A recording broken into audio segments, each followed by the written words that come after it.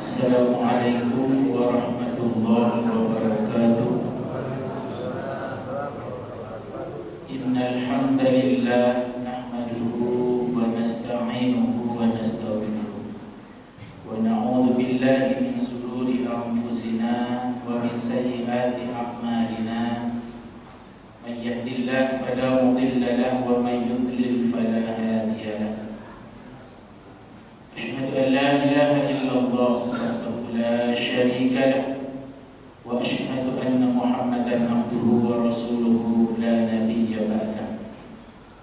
Allahumma salli wa sallim wa tarham wa tahannan ala habibina wa syafi'ina wa qurrati a'yunina wa maulana Muhammad sallallahu alaihi wasallam wa ala alihi wa ashabihi ajma'in. Qalu subhanaka la ilma lana illa ma 'allamtana innaka antal alimul hakim wa tub 'alaina innaka antat tawwabur rahim. Rabbi ishrah li sadri wa yassir li amri wahlul 'uqdatam min lisani yafqahu qawli. Allahumma la sahla illa ma ja'altahu sahla wa anta taj'alus sa'ba wal hazana idza syi'ta sahla. Sadaqallahul 'azim wa sadaqa rasuluhun nabiyyul habibul karim wa nahnu 'ala dhalika minasy syahidin asy-syakirin walhamdulillahi rabbil alamin. Hadaratil muqarrab, para alim wal ulama, para asatidz, para sesepuh, para hujjaj yang tidak saya sebutkan namanya satu persatu, namun tak lepas dari itu semua hormat takzim disampaikan. Semoga mata'anallahu bi'ulumihim wa nafa'na bihim fid dharain. Bapak-bapak, ibu-ibu jamaah yang insyaallah dalam ridha dan rahmat Allah Subhanahu wa taala, puji dan syukur senantiasa kita panjatkan kehadiran Allah Azza wa Jalla yang masih memberikan kita nikmat hidup. Nikmat hidup itu nikmat yang terbesar. Para ulama mengajarkan kita betapa nikmat terbesar itu ketika Allah beri kesempatan kita hidup. Artinya masih ada kesempatan menabung pahala buat akhirat. Maka hadirnya kita saat ini dalam rangka nabung amal, nabung kebaikan buat bekal. Kalau orang kemarin kan masanya orang mudik ya, pulang kampung halamannya, yang punya kampung, yang nggak punya kampung pulang ya.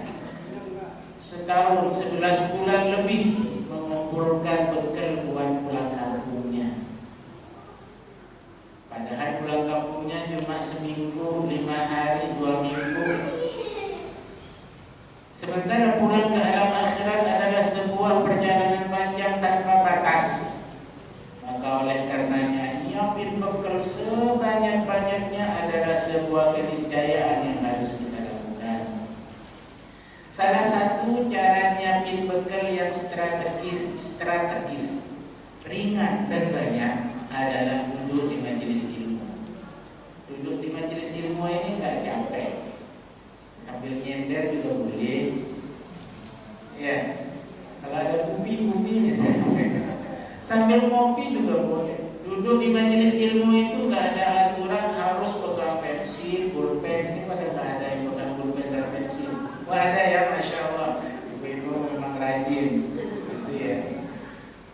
Betul. Tidak bersyarat demikian, bukan menjadi syarat. Walaupun lebih baik kalau kita nyatet yang namanya ilmu, cara ikatnya dengan menulis. Kalau udah diikatnya dengan tali, diikat ke pohon. Tapi kalau ilmu, ikatnya dengan tulisan. Orang dulu ikatnya pakai lauk. Lauk itu papan kecil yang ditulis. Tapi kalau udah penuh, dihapus lagi. Loh, gimana cara ikatnya? Hafalin dulu baru dihapus. Beda sama anak sekarang. Hukuman begitu mudah. Nggak bisa capek nulis, bisa rekam pakai voice note, dipoto. Luar biasa cara ngikat ilmu sekarang. Cara orang dulu begitu susah untuk ngikat ilmu itu. Tapi sekali lagi mencari ilmu, duduk di majelis ilmu dalam rangka mengambil keutamaan tidak punya prosedur waktu, cukup duduk sa'atan. Disebutkan dalam satu hadis, julusuka sa'atan fi majlisil ilmi khairun min alfi raka'atin. Dudukmu sesaat di majelis ilmu, la tamshu malaman, tidak memegang pulpen, tidak memegang pulpen, wa la taktubu harfan, dan tidak menulis satu huruf pun, khairun min alfi raka'atin, lebih baik dari salat 1000 rakaat. Masya Allah, luar biasa ya. Duduk di majelis ilmu sejenak. Bahkan dalam hadis yang lain, majelis ilmu itu bagian dari raudhah min riyadil jannah, taman dari taman-taman surga. Masya Allah, tak harus pergi ke Madinah untuk duduk di raudhah, cukup hadir di majelis di Masjid As-Salam setiap malam Sabtu ya. Ada kajian, duduk saja sambil nyender, saya lelah seharian bekerja, duduk ambil pikiran. Kalau pun tertidur nggak apa-apa, nikmati saja. Karena di dalam hadis itu disebutkan julusu kasahatan, dudukmu sejenak di majelis ilmu, la tamsu qalaman, tidak menulis, wa la taktubu harfan, tidak menulis satu huruf dan tidak memegang pulpen, khairun min alfi raka'atin, lebih baik dari salat 1000 rakaat. Masya Allah. Ada yang udah pernah nyoba salat 1000 rakaat? Saya jujur seumur hidup belum pernah nyoba. Tapi sekali-kali boleh, sekali-kali boleh. Kalau misalkan yang masih muda-muda ini kuat, datang ke Jawa Tengah ikut sholat tarawih. Di Jawa Tengah daerah mana ya? Saya baru dapat infonya di masjid ini juga, bahwa di sana dilaksanakan sholat tarawih 23 rakaat 30 juz satu malam hatam Quran. Nih, suatu saat nanti kita safari Ramadan, jalan-jalan satu mobil yang muda-muda, kalau yang sudah sepuh-sepuh kayaknya berat rasanya ya. Kan ibadah itu menyesuaikan dengan kekuatan juga ya. Kalau untuk orang-orang yang sudah sepuh, sholat duduk aja nggak apa-apa, dapatnya sih separuh katanya. Tapi kalau memang karena udur tetap mendapatkan keutamaan itu. Sekali-kali nyoba belajar berkorban untuk agama, mengikuti apa yang menjadi sabda Rasulullah dalam keutamaan-keutamaan. Sekali-kali boleh buat sholat sebanyak-banyaknya. Begitu juga dalam ibadah-ibadah yang lain. Dan duduk sejenak di majelis ilmu memang ibadah yang strategis, yang pahalanya lebih baik dari sholat 1000 rakaat. Insya Allah, semoga duduknya kita di majelis ilmu hari ini Allah terima sebagai amal saleh yang menjadi asbab kebersamaan kita untuk mendapatkan ridha Allah Subhanahu wa taala, yakni mendapatkan surganya Allah bersama keluarga Rasulullah sallallahu alaihi wasallam. Amin ya rabbal alamin. Salawat dan salam tak lupa kita sanjungkan ke hadirat habibina wa syafi'ina wa qurrati a'yunina wa maulana Muhammad sallallahu alaihi wasallam, kepada keluarga, sahabat tabi'in, tabi'ut tabi'in, termasuk kita semua. Semoga menjadi umat dakwah ijabah yang kelak mendapatkan syafaatul uzma di yaumil qiyamah. Amin ya rabbal alamin. Ma'asyiral hadirin rahimakumullah, hari ini kita berada di penghujung bulan Syawal. Bulan Syawal itu serangkaian dengan bulan Ramadan. Kenapa disebut demikian? Karena ada sabda Nabi yang mengaitkan antara Ramadan dengan Syawal terkait dengan puasa. Ya, hadisnya berbunyi Bismillahirrahmanirrahim, man shama ramadhana wa atba'ahu sittun min syawalin faka'annama shaumuhu shaumad dahri. Siapa yang melaksanakan ibadah puasa di bulan Ramadan kemudian mengikutinya 6 hari di bulan Syawal, faka'annama shaumuhu shaumad dahri, maka ia mendapatkan pahala seperti berpuasa 1 tahun. Syawal akan segera berlalu. Yang masih belum genap 6 hari tambahin, tinggal berapa hari lagi ini kira-kira? Udah hampir habis ya?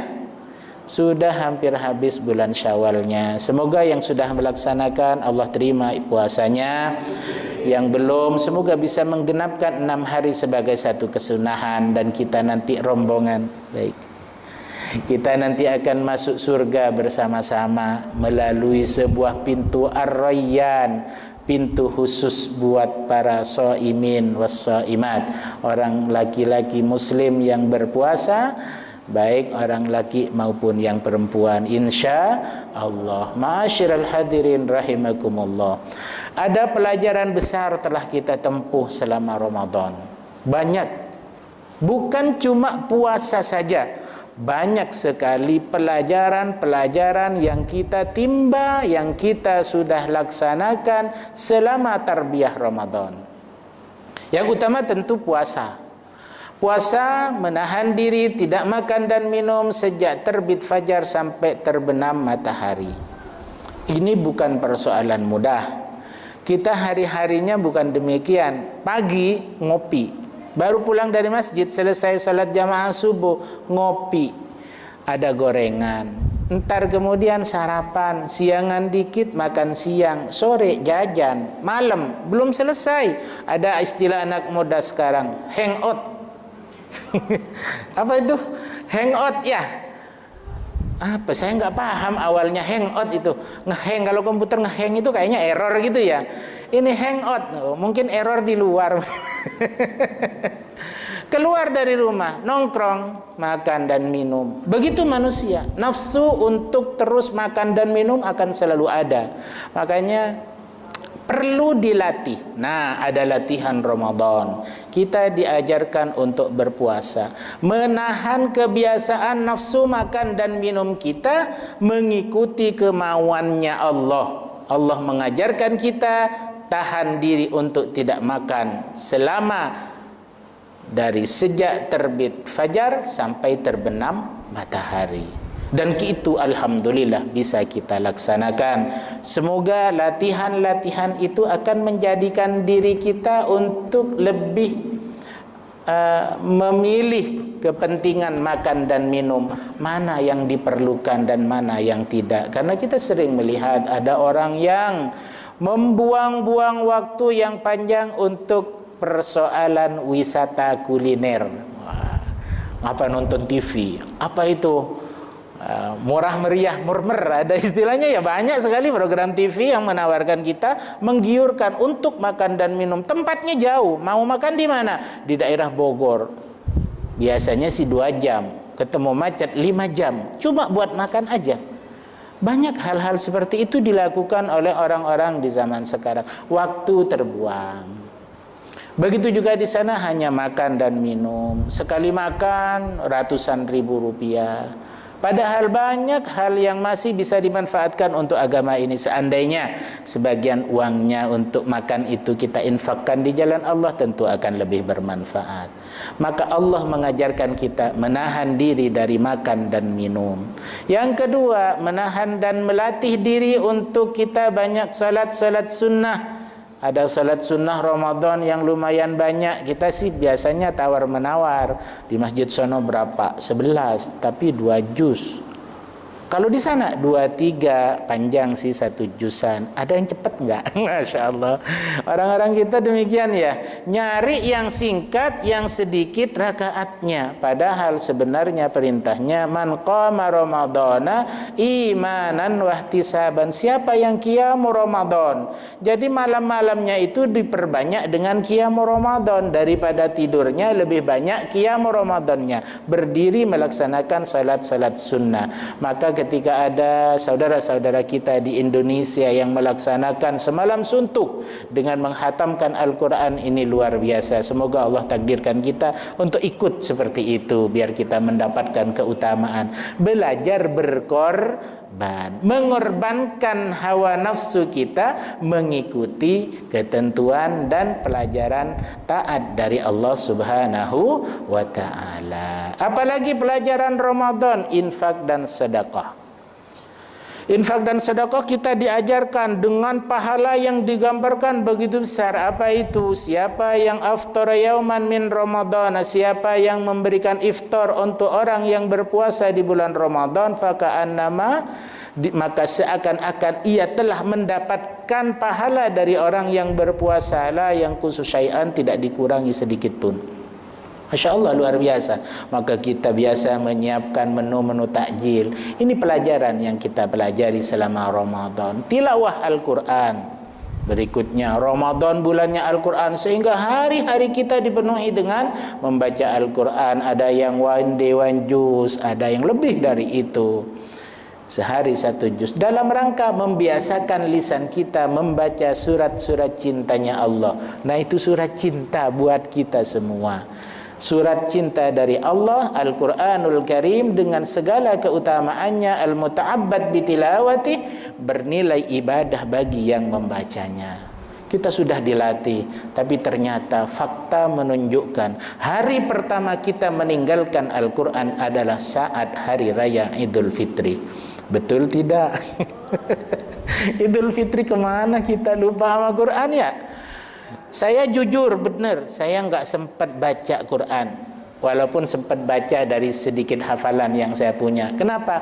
Kena macet di Cipali, Masya Allah. Berangkat dari zuhur, keluar Cikampek jam 11 malam. Keren kan? Biasanya cuma 1,5 jam, 2 jam, ini 12 jam untuk menempuh tol Cikampek dengan Jor Lingkar Selatan. Masya Allah, luar biasa. Akhirnya sholatnya di bawah tol MBZ. Di tengah gerimis, hujan turun, di pinggiran jalan kita melaksanakan sholat. Masya Allah, romantika orang mudik. Ada yang mudik Bapak Ibu?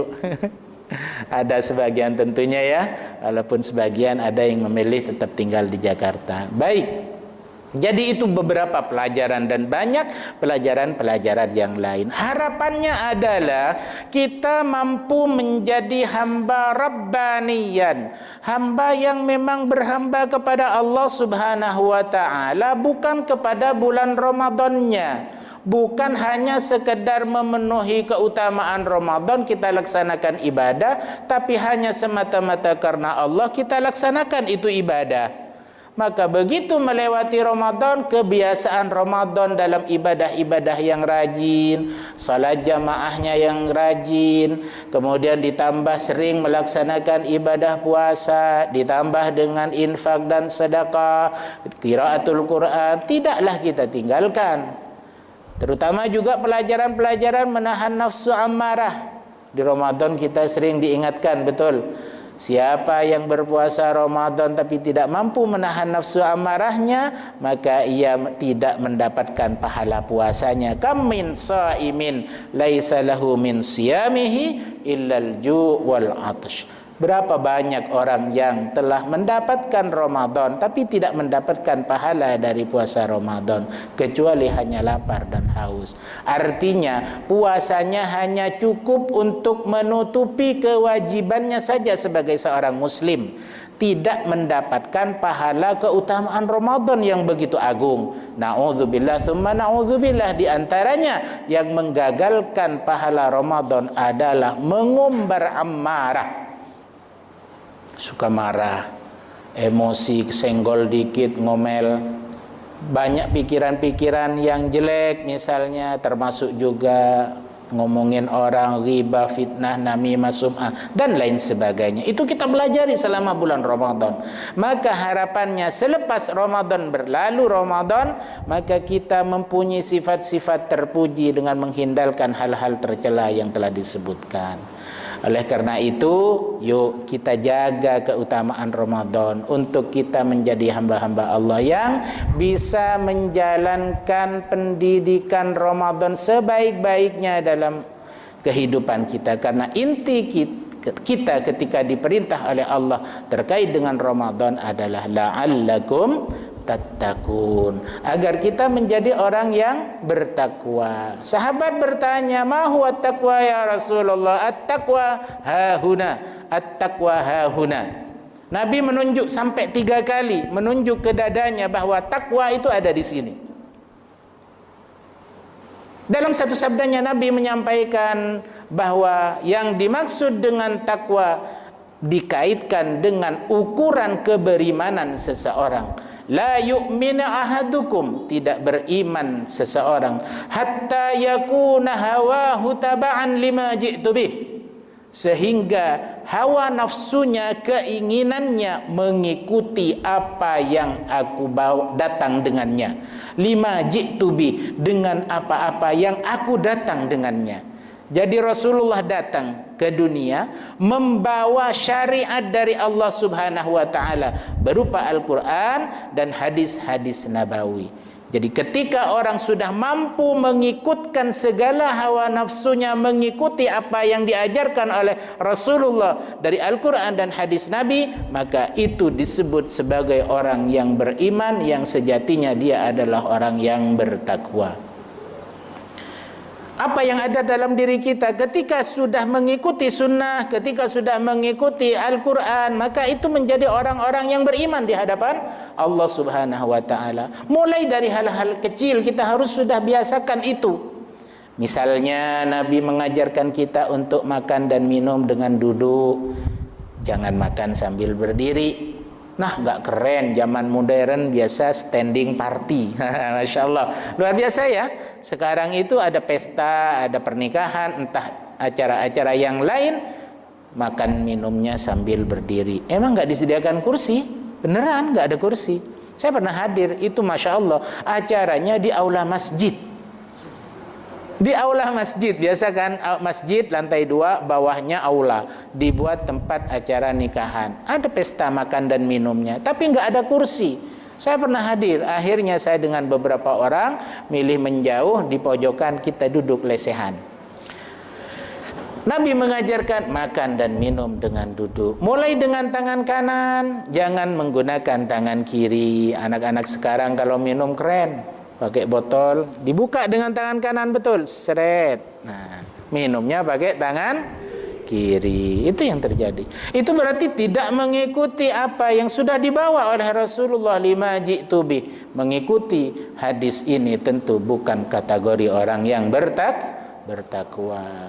Mau ke masjid, mendengar azan, berangkat ke masjid, karena itu yang diajarkan. Bahkan ada seorang sahabat yang buta bertanya kepada Nabi, wahai Rasulullah, adakah keringanan untuk saya yang buta ini untuk ikut sholat berjamaah? Nabi balik bertanya, kamu mendengar suara azan? Iya ya Rasulullah. Maka jawaban Rasulullah, tidak ada keringanan bagimu. Masya Allah. Orang buta, kebayang waktu itu nggak ada listrik. Orang Islam juga masih jarang-jarang harus berangkat ke masjid. Jalanannya nggak jalanan di Kimia Farma, bebatuan, pasir, sangat rentan untuk jatuh. Namanya juga orang buta, nggak ngelihat. Yang namanya orang buta kan nggak ngelihat ya. Tapi tidak ada keringanan untuk tetap hadir mengikuti salat jamaah di masjid. Maka kita yang diberikan kesempurnaan oleh Allah, pandangan, pendengaran, badan yang sehat, yuk hadir ke masjid, mengikuti apa yang sudah diajarkan Rasulullah. Nyampe ke masjid, naik dengan kaki kanan, berdoa, diajarkan, dan seterusnya. Karena hadis-hadis Rasulullah yang menjelaskan tentang amaliyah atau kebiasaan Rasulullah, dimulai dari sejak membuka mata sampai tertidur kembali, itu lengkap. Agama paling lengkap yang mengatur tata hidup adalah Islam.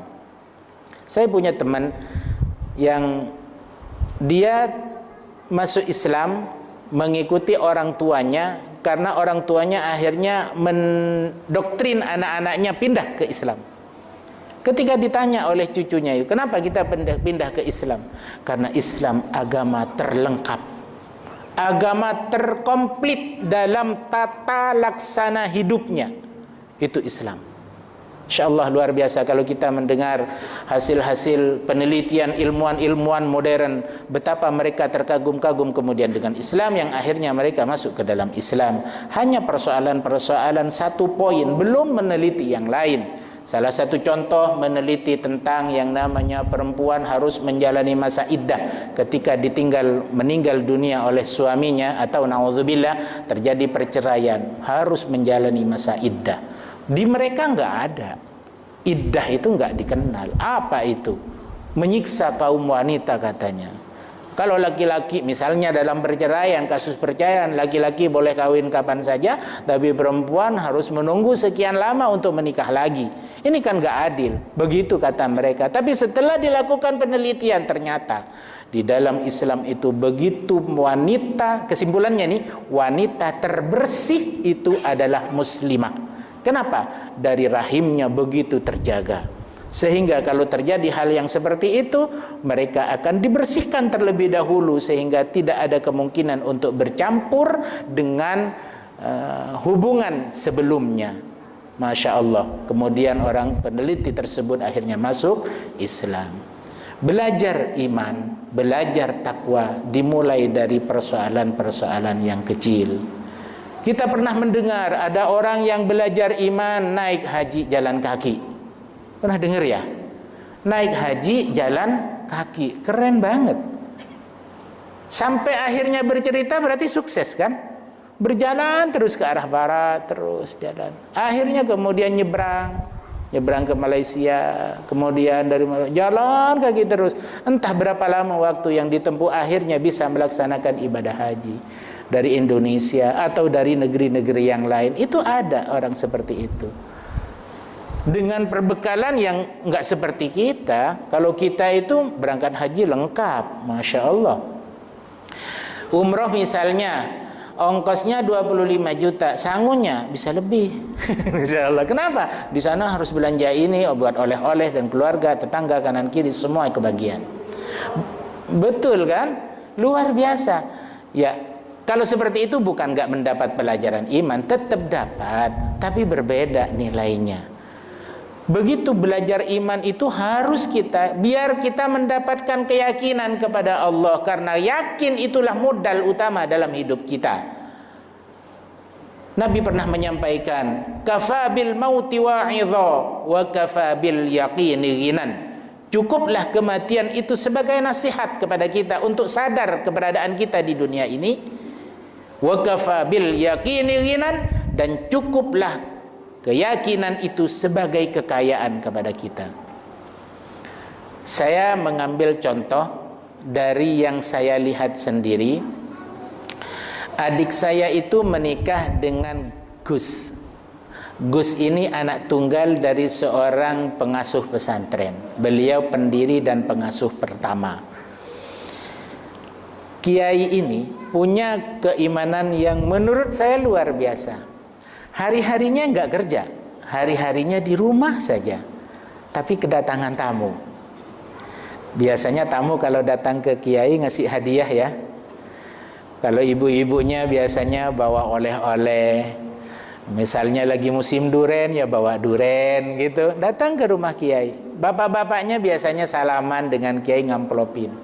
Sore hari kiai itu kumpulin amplopnya, santri 2 orang dipanggil, dihitung, dikumpulin.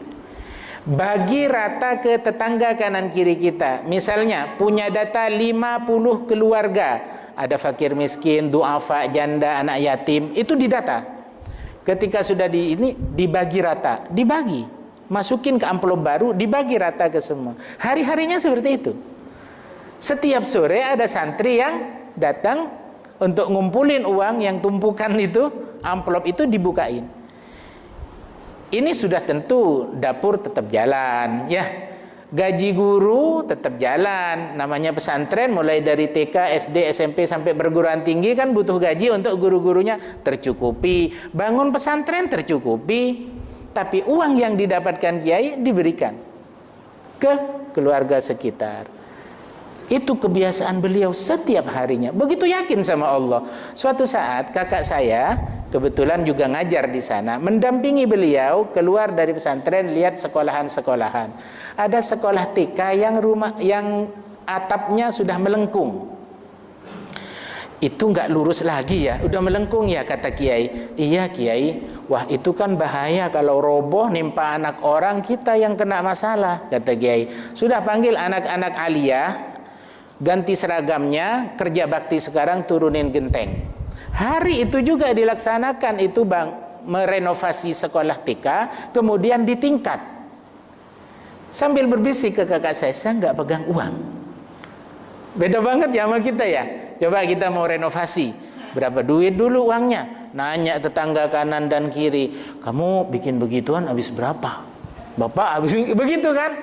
Kita serba menggunakan akal dalam konsep dan perencanaan yang jelas. Tapi kiai ini enggak. Bongkar. Panggil, minta material ke sana. Ya akhirnya selesai, terbayar, berdiri itu bangunan yang tidak tingkat menjadi bangunan yang bertingkat, berlantai 2. Masya Allah, luar biasa. Keyakinannya sampai seperti itu. Ada suatu kasus nih, anak saya pernah nelen koin. Ini cerita saya pribadi ke beliau, tentang beliau. Koin suka dimainin di mulut gitu ya, ketelen. Gimana nggak panik kita ya? Takut terjadi apa-apa di ususnya kan? Udah nyaranin kasih kates, kasih paya, kasih ya paya ya sama kates sama aja ya. Kasih pisang.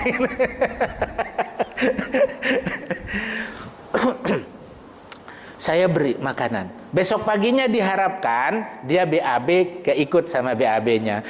Dilalah ya, dilalah. Besok pagi anaknya trauma nggak mau BAB. Takut mungkin dia ngebayangin ini kalau keluar lewat belakang, koinnya bisa bikin sobek jalur belakangnya mungkin ya. Beneran anak saya nggak mau BAB itu. Akhirnya agak siangan saya telepon adik saya yang di kampung. Dek, bilangin Abi, kenapa? Ini anak saya minum koin, kemakan koin. Akhirnya dia nyampaikan ke Abi, ini anaknya kakak Hadis yang di Jakarta nelen koin. Oh ya, sini. Telepon sama saya nelpon. Halo, assalamualaikum. Waalaikumsalam Kiai. Ya. Kenapa? Begini. Oh ya udah, ambil air. Suruh ngambil air. Airnya segini. Letakkan HP di atas air. Namanya kita kan penasaran ya, mau ngapain sih air diapain? Saya nguping nih. Ternyata beliau mengucapkan Assalamualaikum. Kemudian dibacakan ayat-ayat Al-Quran dan banyak berdoa. Berdoa sekitar 3-5 menit. Saya dengar akhirnya sudah, katanya begitu. Saya angkat. Sudah. Silahkan airnya diminumkan ke anaknya, jangan dihabiskan, sebagian diusapkan ke leher dan dadanya. Sudah saya lakukan. Sudah Kiai, ya sudah. Itu koinnya sudah hancur di dalam. Masya Allah. Kira-kira kita bisa punya keyakinan kayak begitu? Masya Allah. Koin ya, koin kan keras ya, uang koin. Beliau punya keyakinan sudah hancur di dalam. Masya Allah, luar biasa. Padahal anak saya yang pertama mondok di Tangerang, di daerah Cadas, ada yang nelen jarum pentul. Ya, anak santri kan suka pakai jilbab, pakai di jarum pentul ya. Biasanya digigit pentulannya yang tajam di depan. Nah, entah mungkin ketabrak temannya atau bercanda, itu jarum pentul ketelen. Itu dibawa ke rumah sakit, orang tuanya nggak terima, di USG, di apa namanya itu, dilihat USG ya, dilihat di rongsen, kelihatan jarumnya. Panik itu luar biasa. Saya sampai cerita, itu mah makanan harian anak sini, kata adik saya begitu. Terus diapain sama Kiai? Ya dikasih minum aja, dihancurin di dalam. Masya Allah. Dan sampai sekarang saya tidak pernah menemukan anak saya ngaku koinnya keluar utuh, nggak ada. Sampai sekarang ya saya juga nggak usah rongsen lah, udah yakin gitu. Dengan keyakinan dan kasus-kasus yang biasa terjadi terkait dengan jarum pentul yang udah sering masuk, koin dan apa sebagainya. Itu keyakinannya sama Allah tingkatnya seperti itu. Kenapa? Karena Allah pernah menyatakan siapa yang beriman kepada Allah yaj'al lahu makhraja wa yarzuqhu min haitsu la yahtasib. Bagi orang yang bertakwa kepada Allah, wa may yattaqillah yaj'al lahu makhraja wa yarzuqhu min haitsu la yahtasib. Akan Allah buatkan jalan keluar dari semua permasalahan hidupnya. Kenapa kok kita masih terkadang mengalami kesulitan, kesusahan, kesedihan? Karena kita tidak mutlak percaya kepada Allah. Mohon maaf, Allah yang disembah, yang diibadahi oleh kiai yang saya ceritakan tadi, dengan Allah yang kita sembah, yang kita sholat menghadap kepadanya, sama tidak? Sama. Yang beda apanya? Keyakinannya. Keyakinannya kepada Allah kita yang beda. Kita masih terkadang merasa saya ini kan cerdas, sarjana gitu ya, masa harus kerja begini begitu. Nah misalnya saya ini kan kuat, masih muda, punya tenaga, bisalah saya bekerja. Karena kita masih mengandalkan tenaga, kita masih mengandalkan relasi kita yang banyak, dengan kecerdasan kita yang luar biasa, sehingga kita mengabaikan terkadang, mohon maaf, terhadap kekuatan dan kekuasaan Allah. Padahal semua ada dalam jaminan Allah Subhanahu wa ta'ala. Maka Ramadan kemarin jadikan itu sebagai sarana pembelajaran kita untuk yakin kepada Allah, mengikuti apa yang menjadi maunya Allah. Ikutin saja. Dalam hal-hal yang sepele, laksanakan kehidupan ini sesuai dengan apa yang sudah dibawa oleh Rasulullah agar kita mendapatkan keyakinan. Kafa bil yakini ghinan. Jadikan keyakinan itu sebagai kekayaan di dalam diri kita. Maka orang yang sudah punya keyakinan yang luar biasa seperti yang saya contohkan tadi, insya Allah hidupnya tenang. Hidupnya tenang. Tidak merasakan kegundahan, hari-harinya itu yang ngurusin santri saja. Sampai ada kasus yang unik gitu. Karena beliau punya putra cuma satu, beristri adik saya yang terakhir itu, suatu saat setelah menikah nih, 1-2 bulan, lepas dari masa manten barunya, bilang ke abinya, "Abi, saya izin mau kerja." Apa jawaban abinya? "Kamu nggak usah kerja. Kamu nggak usah kerja, urus santri, kebutuhanmu dicukupkan oleh Allah." Masya Allah, adik saya sekeluarga ini akhirnya nggak kerja. Sepanjang hidupnya, beliau sudah wafat tahun kemarin, nggak kerja. Tapi kecukupan hidupnya, mohon maaf, rumahnya lebih mewah dari rumah yang kita punya, mobilnya lebih mewah dari yang kita bekerja nih. Saya bekerja jadi karyawan lama belasan tahun, tapi ternyata ya kalah sama dia yang hanya ngurusin santri hari-harinya. Padahal itu pesantren gratis. Ada iuran sih 5.000, iuran kamar buat urusan kamar. Makan sebagian santri ditanggung. Sebagian mereka juga punya sangu untuk makan dan minum sendiri. Begitu, itu bukan pesantren komersial yang masuknya 25 juta, bulanannya 1,5 juta. Ada ya? Itu bukan pesantren model itu. Kalau itu mungkin ada arah-arah pemasukan dan pengeluarannya jelas gitu ya. Ini bukan pesantren model demikian. Pesantren itu memang ada dari TK, SD, SMP, SMA sampai perguruan tinggi lengkap guru-gurunya. Nah, terjadi kemudian ketika ini saya bermula dari cerita, karena ini saya semoga menjadi orang-orang yang belajar yakin dari kasus yang kita ceritakan ini. Ketika abi kiai ini wafat, tidak selang kemudian putranya pun wafat. Sekitar 6 bulan kemudian, nggak nyampe ya, 4 bulanan kemudian wafat. Tinggallah adik saya yang perempuan harus memimpin pesantren 6 orang anak dengan lembaga yang sudah lengkap. Saya nanya, "Terus gimana ini kamu?" "Tahu, ini saya bingung," katanya. Dia masih bingung, nggak punya cara bisnis, belum bisa pinter. Selama menikah nggak pernah diajarin mengelola keuangan, nyari pendapatan, nggak pernah. Adik saya diajarin, pokoknya Mas butuh ini dikasih uang.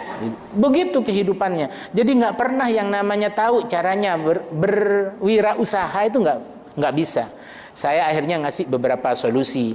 Sudah bikin laundry, kata saya seperti itu. Buat laundry, santri kalau nyuci 1 lembarnya 1.000. Udah dibuat, itu berjalan. Tapi hanya berjalan berapa lama, terus kemudian itu ditinggal bisnis itu. Kenapa? Udahlah pasrah sama Allah. Saya sempat nanya, emang bisa ngegaji guru? Gaji guru itu mungkin sekitar 15-20 juta setiap bulan. Belum urusan makannya, belum urusan kebutuhan pesantren yang lain. Kecukup ini? Alhamdulillah kecukup. Dari mana? Nggak tahu, katanya.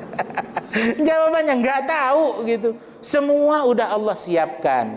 Allah siapkan. Dan ini bukan hanya satu kasus ya ibu-ibu ya. Guru saya Ustadz Ahmad Syaihu bercerita di daerah Banten. Cuma beliau tidak menyebutkan alamat tempatnya kiai tersebut. Kiai ini masih ada, sampai sekarang masih ada. Hari-harinya nggak pernah kemana-mana. Nemuin tamu pun terbatas waktunya. Banyak kan ngurusin santri. Tapi kebutuhannya Allah cukupkan. Masya Allah, luar biasa. Itulah itu. Wa may yattaqillah yaj'al lahu makhraja wa yarzuqhu min haitsu la yahtasib. kita buktikan bahwa Allah sang pemberi rizki kepada kita. Cukuplah kita menjadi orang bertakwa, belajar terus, yakin kepada Allah Subhanahu wa ta'ala. Insya Allah suatu saat kita akan mendapatkan keyakinan yang seperti itu. Amin ya rabbal alamin. Kalau sekarang jangan terus kemudian yakin, misalnya saya udah yakin sama Allah, berhenti kerja, resign. Jangan gitu. Belajar dulu tahap demi tahap. Jangan kemudian langsung ambil keputusan. Gayanya anak santri dulu. Anak santri belajar yakin, ya sudah, saya nggak mau masak, nggak mau minta kiriman, nggak mau apa. Dia duduk di kamar wiritan saja.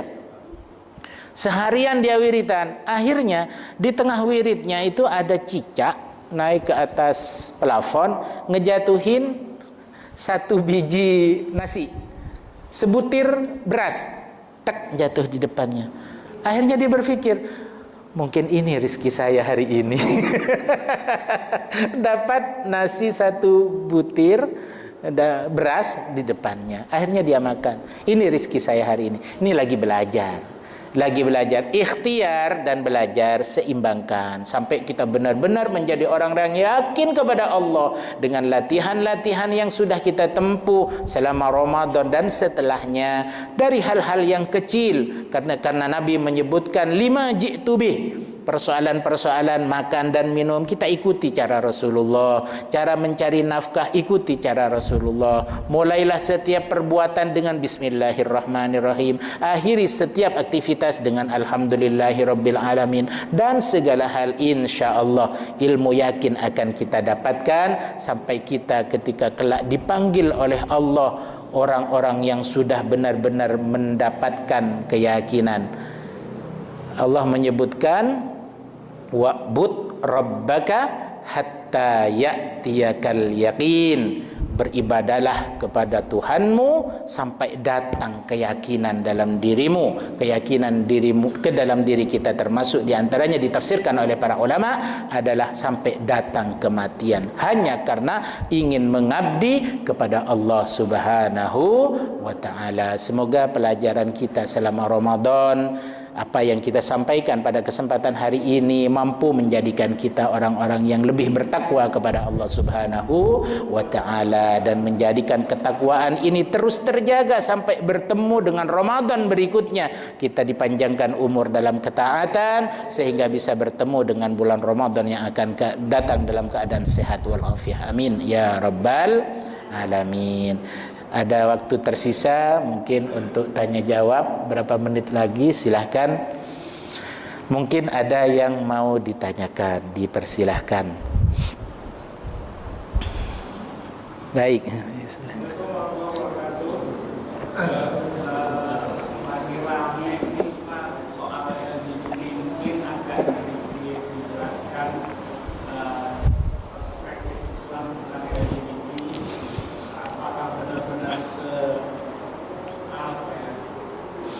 Mengerikan itu, betul. Apalagi sekarang, apalagi tadi saya baca di beberapa media, di handphone, bahwa penyakit-penyakit yang muncul belakangan ini itu kebanyakan bersumber dari iya, betul. Bismillahirrahmanirrahim. Terkait dengan pertanyaan menyangkut kasus yang lagi merebak belakangan ini ya, LGBT itu. Kalau kita tarik kesimpulan di dalam Islam, sesungguhnya laki-laki dan perempuan itu betul-betul dibedakan di dalam Islam. Al-Quran menyebutkan bahkan dalam pelafatan kalimatnya ada kalimat mudzakkar, ada kalimat muannas. Begitu juga kemudian lahir laki-laki dan perempuan, anak manusia yang terlahir dari perempuan itu jelas pembedaannya di dalam Islam. Cara mendidiknya pun demikian, dipisah. Bahkan ada anjuran, ada pelajaran bahwa ketika anak sudah usia 10 tahun harus dipisahkan tempat tidurnya. Begitu kan?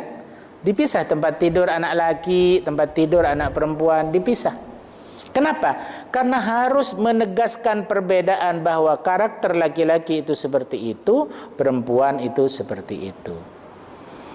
Karena yang namanya manusia yang selalu dibuntuti oleh setan yang akan menjerumuskan, bisa saja terjadi penyimpangan-penyimpangan naluri. Kalau Allah ciptakan rasa cinta kepada laki-laki dan perempuan, ada penyimpangan yang kemudian terjadi, laki-laki suka dengan laki-laki, perempuan suka dengan perempuan. Dan ini memang sudah terjadi sejak dahulu. Kita mengenalnya kaum Sodom. Kaum Sodom itu umatnya Nabi Lut. Maka perbuatan terkait dengan pengingkaran tersebut disebut dengan liwat. Liwat sebutannya. Apa itu? Permainan gak normal, laki sama laki, perempuan sama perempuan. Sebutan bahasa Arabnya liwat. Itu terjadi. Dan begitu murkanya Allah terkait dengan penyalahgunaan rasa cinta yang diberikan oleh Allah kepada manusia sehingga menyalahi kodratnya. Kodrat bahwa laki-laki menikah dengan perempuan, itu mereka langgar. Wallahu alam asal mulanya itu kok bisa. Kalau kita orang normal ngelihatnya aja jijik, Masya Allah, iya kan? Kita ngelihatnya gimana gitu ya, agak gimana. Tapi ya, dan itu memang fakta terjadi. Dan itu adalah cara yang memang sengaja dibuat untuk merusak generasi kita, memang seperti itu. Dulu ketika Pak Yusuf Kala masih jadi wakil presiden, berarti di periodenya Pak SBY ya, Pak SBY, beliau pernah menyampaikan ada dana besar yang masuk ke Indonesia untuk mendanai LGBT agar peradaban kehidupan orang di Indonesia ini menjadi tidak normal. Adik saya ngajar di sebuah SMP. Beberapa tahun tidak ketemu dengan satu orang lulusan, begitu ketemu dia sudah terlihat cantik. Ini laki. Dengan dandanan cantik, pakaiannya sudah perempuan, jalannya gemula. Sini, misalnya, kamu kan namanya Joko kan? Iya Pak Guru. Begitulah bahasanya. Kamu belajar dari mana itu make up, pakai baju jalan pakai begitu? Ikut kursus. Di mana kursusnya? Di hotel ini. Bayar? Enggak. Dibiayain. Mereka belajar tentang kepribadian, bagaimana menjadi seorang wanita gitu ya, cara bermake up gitu kan. Ibu-ibu kalau mau make up kan mesti belajar kursus gitu ya.